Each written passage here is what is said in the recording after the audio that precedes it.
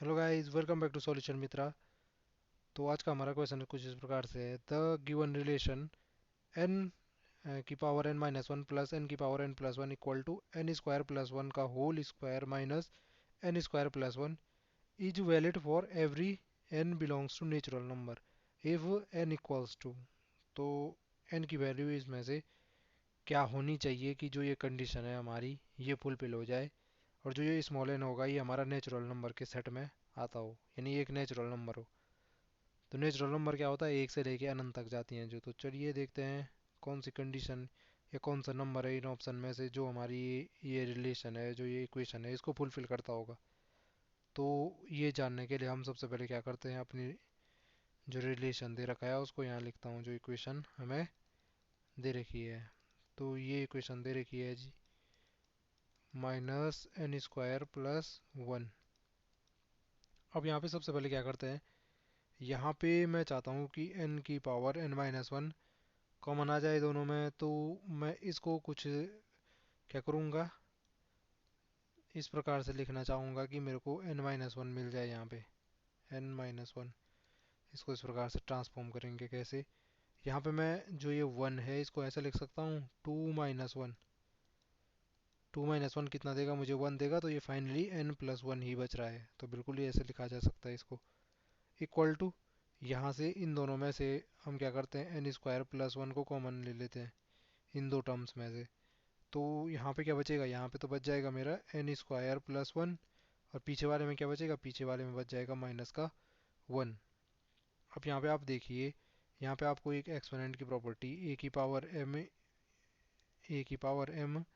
Into ए की power N, हाँ सही तो है, ए की पावर एम इंटू एन, ए की पावर एम प्लस एन होता है। यानी कि जब भी मेरे पे बेस सेम हो, यानी एक ही जैसा नंबर हो और उनकी घातें अलग अलग हो, दोनों का गुणा हो रहा हो, तो क्या होता है, घातें क्या होती हैं, जुड़ जाती हैं। और बेस क्या ले लेते हैं, कॉमन ले लेते हैं। तो यहाँ पे भी हम ऐसे करेंगे।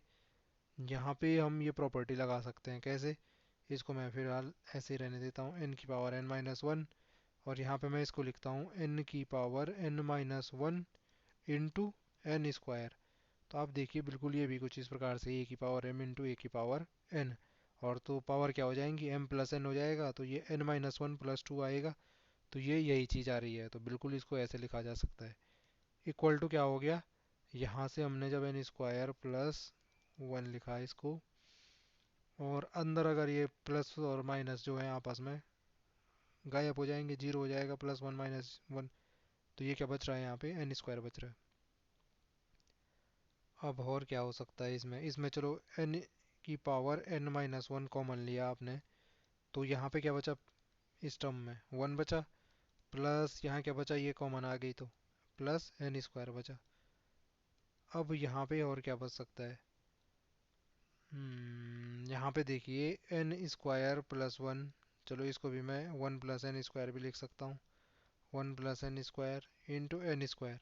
अब ये देखो, ये तो प्रोडक्ट में है, तो इसको मैं यहाँ ले जाऊँगा तो ये क्या हो जाएगा, डिवाइड में चला जाएगा, वन प्लस एन स्क्वायर। लो जी, इसको भी इसी प्रकार से लिख देते हैं इस वाले ब्रैकेट के अंदर। तो ये यहाँ जाएगा तो डिवाइड में चला जाएगा, तो वन प्लस एन स्क्वायर से one plus N square cut रहा है। तो बच क्या रहा है, एन की power N minus one equal to बच रहा है एन स्क्वायर। तो यहाँ पे ये चीज़ तो आप देख रहे हो कि चलो दोनों में क्या है, बेस सेम है। तो ये कंडीशन कब फुलफिल हो सकती है, जब हमारी क्या हो, पावर इक्वल हो।